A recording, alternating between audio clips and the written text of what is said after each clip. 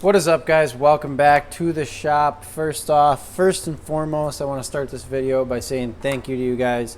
We hit our first 1,000 subscribers here on the channel, and I couldn't be more proud. I can't do it without you guys, and it's really cool to me to see that 1,000 strangers have hit subscribe on me just making videos talking about tools for the most part.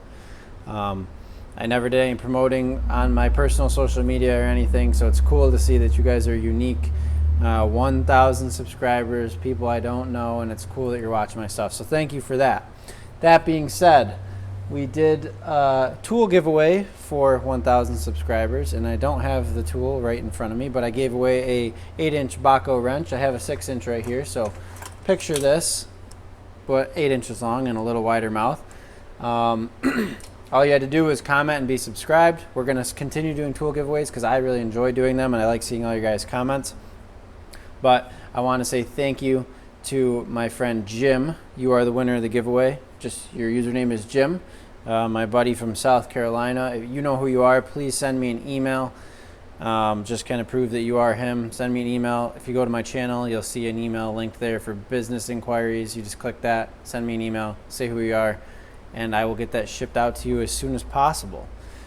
All right, let's hop into the video. Today we're going to talk about side cutters, diagonal cutters. I have some mini bolt cutters. I have Anvil type cutters. I have everything here, and I kind of want to just talk about what my favorites are, what I use them for, and what I think is best based off of what I have. So let's kind of start with the little ones. We'll just kind of work our way up. I actually really like these crescent ones. I know Klein makes a pair like these, but these are kind of made for like small electronics, and these are considered flush cuts. So if you look and see, if I can get you close enough, that grind right there is completely smooth. So there's no, if you were like, look at one of these, there's a bit of a divot there. So that won't cut flush. So if you put this against the surface and then cut, sorry for my cut up finger, but if you put this against the surface and cut, there's a small divot in there that will not, there'll be a slight gap. The flush cuts, on the other hand, will cut completely flat. And I really like these for cutting zip ties. I only got a couple here to use as a demo for this video, so I don't want to just chew them all up. But if you push one of these through and you kind of line up that flush side like I was talking about and nip that off, firstly you see it shoots out like a rocket, but it doesn't leave that sharp edge like most side cutters will when you're cutting zip ties. So it's kind of nice. I really like that, and they'll take off. You know, you could just have just a tiny bit and just nip it right off, and it leaves a nice smooth edge. So these crescents are really good. They're like, you buy this and it's got like a mini needle nose, and the whole set's like $10. I like these. I would recommend them. They're spring loaded, so they pop open. I keep like a piece of bike inner tube around the handles, which apparently is missing now. So I can't even show you that, but I just kind of keep a little piece of bike inner tube around it called Ranger bands, or people call them Ranger bands, and they just hold the handles together, and then you can slide them in wherever you got to put them. Really like those. These were made, yeah, these are branded Craftsman. These are really cheap ones, China made, and these I honestly just kind of got out of my dad's like old toolkits and stuff. I just kind of ended up with them. I never used them. I could see them being handy maybe for getting in a really small spot if you were worried about arcing out and maybe blowing up the end or something, but I don't use these style. I personally don't have a use case for them. I'm not saying that this style or this size isn't useful. I'm sure there's people that do, you know, find electronics or something like that, and they really need to use these a lot. I'm sure we'll try the zip tie test. Oh, they don't even cut that zip tie. Oh, there it goes. It's like almost, so when you're out on the tip, it like did not want to cut it. Yeah, it really is like almost had to break it off. But I'm almost bending the handles to get it to cut. I think closer into the pivot point though, they did pop that out pretty well. Yeah, not really. So that didn't even really cut that well. These are also very old, so they could be just dull. Try out this other set.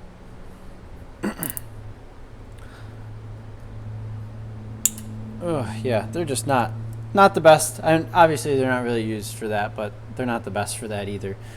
So if you're maybe doing some fine electronics work, I could see that coming in handy. For me, I'd probably just use these. They got the nice pointy tip on them. The autofocus on this phone is just all over the place. I apologize. So that nice fine tip's kind of nice for getting in places too and just nipping stuff off. So that's kind of the minis, the electronics, flush cut style. And then you kind of step up a little bit. These are all straight, so they don't have any of that angle on them like these do, which I way prefer that angled offset, but we'll get to that in a minute. So I had these 4. I kind of just grabbed whatever I could find. I know I probably have more than this, but I just grabbed what I had around. This came in a Harbor Freight set, just a cheap Chinese or some cheap brand, overseas brand. Nothing exciting, but they cut. So these are good to just keep as a backup in a kit. And they're actually not super sticky or anything. They function well. One thing I look for when I try to use any kind of pliers, doesn't have to be necessarily just cutters, any kind of plier, is for them to open very smooth. And I really like these Milwaukees. They're probably my favorite for that. They just open so nicely. These are the 6-inch side cutters or diagonal cutters, interchangeable. And they work really well. I use these a lot. You can see they've got quite a bit of wear on them. These Knipex, same thing, or Knipex or Knipex. Leave a comment. I know you guys will leave a comment. Everybody always does. These are pretty good. I don't like the shape of the handle, which is odd because it's essentially the same. But for some reason, this one crushes my fingers, and I don't like it. And it feels a little too slippery, and like I can't use it correctly. Whereas this, I just feel like I have a way better grip on. I don't know if it's the material, I don't know if it's the shape, but they both work really well. I do like how this has more of a pointed beak on it almost. And not that these are even necessarily comparable. This is probably an extra $10 to $15 more than this Milwaukee. So for my money, I'm buying the Milwaukee for what it's worth. This probably is made of better steel. Cutting edge is definitely going to be superior and probably last longer, but these clearly don't get used much by me because they don't fit my hand really well. So that's that. I also bought these, I want to say Gennard. Maybe you'll know what brand that is. I think this is a Canadian brand, but I could be way off base with that. There's the logo. I tried to buy these thinking that I would be able to carry them around and use those holes as strippers for 18 gauge wire, whereas all my math told me that that would be an 18 gauge wire hole, and because these are in metric or millimeters, that's not. It's way too small, and it did not work for what I needed. So these have just been living in my toolbox. I didn't return them. I just kind of kept them, and I use them for, again, cutting zip ties. As long as you don't find it in that little divot holes, they work well for that. I don't know, I'll probably just end up tossing them in a kit, leave them in a car glove box or something just in case you need a pair of side cutters. All right, before this video gets too long, let's keep on moving. Let's talk about this style. I kind of consider these like a Anvil style. This is a better representation of that. All right, so if you look at this, there's a completely flat side on this side of the plier, and then a cutting knife on the other side, and they come together and cut with almost a pinch action. This is different than most side cutters, and I don't even know if you necessarily consider this a side cutter, but I just wanted to include it. It kind of comes down like a guillotine almost, and it hard presses against a flatter surface instead of having two knife type edges. See if we can show that on this. How they're two knife type edges coming together to a point. This is actually just one single knife edge and then a flat side. They honestly cut just about the same. I would say maybe zip ties and things, they don't have necessarily that same pop. Well, apparently they do. But I really like this set of pliers from Klein's. They are the 2005N, or 205N. I really like them. They have, I believe, 10 gauge up to 16 gauge, or 18 gauge, I'm sorry. Stripping teeth, and then they are able to crimp insulated and non-insulated crimp-ons.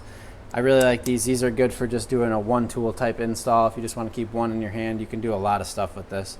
But in terms of a cutting ability, they're pretty good.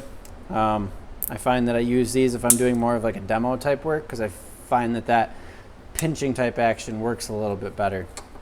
And this is just a cheaper, I believe, Harbor Freight version of that, and it does not have the stripping teeth inside. These are kind of spendy, but I do like them and I would recommend them. So that's Klein. I bought it.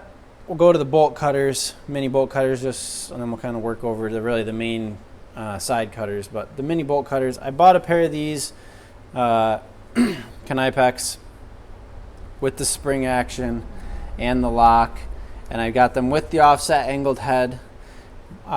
They do not have the notch in them though, and I don't really care for that notch, so I didn't want it. I really love these. The second I got them, I fell in love with them, and I wanted a couple more, but I didn't want to spend the crazy money. And I mean, they cut like butter. It's just effortless. It's hard to obviously tell effort on the camera, but my hand is just doing no work right now to cut those. It's really just super handy. This is kind of like, I need to cut a nail, but I don't want to wreck the cutting teeth on my regular side cutters. You grab this. I really like them. I'd recommend them. I really like having an offset tool. I haven't talked about that yet too much, but if you were to kind of try to come in and cut something flush, and while these aren't perfectly flush cutters, it's way easier to get this in at an angle like this. See if I can demonstrate this properly. To get them in at an angle to cut something flat, whereas if they were straight like these Work Pros, that's a lot more difficult to make that action happen. Just by the way that you have to come into it and approach it. So whenever you're buying these cutters, I think that there's only benefit to buying those. I don't see a reason to not to get the ones with the slight offset, but maybe somebody down in the comments can let me know what a reason you'd want a specifically straight one would be. So once I bought these, I loved them, fell in love with them, and I wanted another pair. So I started looking around. I'm like, well, can't go wrong just trying these like $15, $20 Work Pro pair. I ended up with this pair first, and the spring was no good. So they have like an internal spring right there. You can see it's just this like high memory reflex piece of wire in there that just swings them back open. And the one on this was so sticky it didn't work. I wrote to Work Pro. They sent me a free pair. Every time I've had a problem with a Work Pro tool, which is every time I bought a Work Pro tool, they've made it right immediately, which I can't complain about, and these actually work pretty well. I don't know if you can see that, but I'm just now noticing the handles are all bent. I'm not sure where these were. I can't even remember. These I just keep in the junk drawer in the house. They're just handy if I have to nip something off and want to just do it quick without running out here to get a tool. So something to consider, these Work Pros. I wouldn't say they're the best. You're obviously going to get not the best quality, but the rubber on the handles is nice. They do cut well. It takes a little more effort than the Knipex, but I mean, they cut things very well. There's just a piece of Romex 12 gauge wire. Nips right through it. Those just have such a good cutting tooth. I would recommend these. If you want to buy just one pair, spend the money. It's worth it. All right, so let's hop into the last part. And then I got a Klein, a Knipex, another Klein, and a Tecton pair. And these two Kleins are well used. They've been around for a long time. This one's still sharp and still works. This one you can see the cutting teeth are just wrecked. But these still work, and I keep these on my bench top. So I like these aside from the fact that they don't have the angled head. Again, maybe you know why a straight would be better than an angled, but I just prefer the angled. I'm more used to it. I use this pair every single day at work, and I used to use those every single day at work. So having these in my kits around here is super handy. But nothing wrong with these. They cut really well. Just to kind of show you, they nip off individual 12 gauges fine, and you can actually cut right through a full piece of Romex, no problem. All of these really cut really well. That actually took more effort than the Kleins. If I'm just being all's equal and all's honest here, those Kleins, which are very well used, cut through that no problem. So I don't think you can go wrong with either one of those. And I actually, just because I believe in spreading the good word about good tools, and these are inexpensive. These Tecton side cutters or diagonal cutters, man, they might not cut the best, but the handles are nice. The action is so smooth. I just really like these, and I would recommend these to anyone. I actually just kind of want an excuse to buy more of them. They are the 8-inch ones. I don't know if they have different sizes, but that's what size they are. And these live in my mechanic's toolbox. So, excuse me. Which one's the best? Which one is my favorite? I would have to say the Knipex. I use these every day at work. I like the weight of them. I find that the handles are a little lighter and the head feels a little heavier, and I kind of like that. They just always have had a smooth action. I never had to do any kind of break-in. That's always my complaint about Klein pliers. Every pair of Kleins I've ever really owned, I've had to do some kind of like exercising of the jaw to get it to really break in. This one, this was my newest buy, and I bought this heavy-duty pair to just have at home as an extra set. And they were great. They cut well. They work. But they were so sticky when I bought them that I actually zip tied my Sawzall to this and put this side in the vise and just like stroked the hell out of this until it kind of loosened up. But what I ended up doing was chewing up the whole handle. So my brand new tool was all chewed up. So now I just got this electrical tape on there. It works fine. I don't really mind it, but just something to be aware of when you're buying these tools. I always just kind of squirt WD-40 in them or Ballistol to keep them clean, and then just to really move them. And this pair I've had forever, probably, I shouldn't say forever, but at least 5 hard years of work, and they're still sticky. They're just still like, they don't fall open. I don't like that. I just don't want to have to do that, and I use them for work too. So like, it's not like they're just, oh, you don't use your tools, they're not going to be broken in. It's not something like that. It's just that they just come sticky. That pivot point is sticky, and it is what it is. So hopefully you guys got some ideas here, some suggestions of something you could buy for yourself. Let me know down in the comments what kind of videos you'd like to see. If you haven't subscribed yet, please consider subscribing, and I will catch you guys in the next one.